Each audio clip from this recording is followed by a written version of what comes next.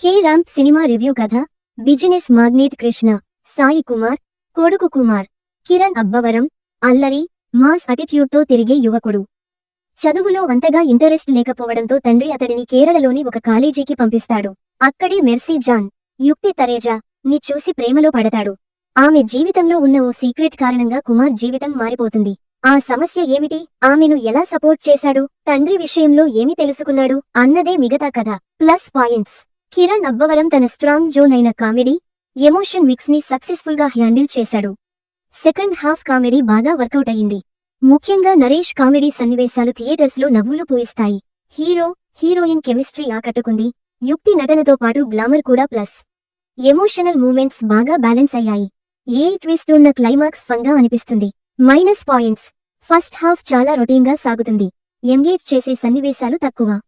కథనం ఊహాజనితంగా ఉంటుంది. కొత్తదనం కొరవడింది.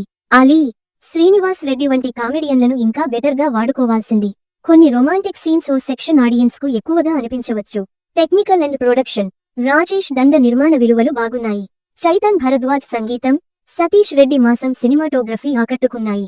ఎడిటింగ్ కొంచెం షార్ప్ గా ఉంటే ఫ్లో బాగుండేది. డైరెక్టర్ జైన్స్ నాని డెబ్యూ మూవీగా మంచి ప్రయత్నం చేశారు. సెకండ్ హాఫ్ పై ఫోకస్ ఎక్కువగా ఉంది. తీర్పు: కే ర్యాంప్ ఈ దీపావళికి time pass comedy entertainer. First half routine గా ఉన్నా సెకండ్ హాఫ్ లో ఫన్, ఎమోషన్ బాగానే ఎంటర్టైన్ చేస్తాయి. Routine comedy, light emotion mix కావాలనుకునే వారికి ఓకే మూవీ.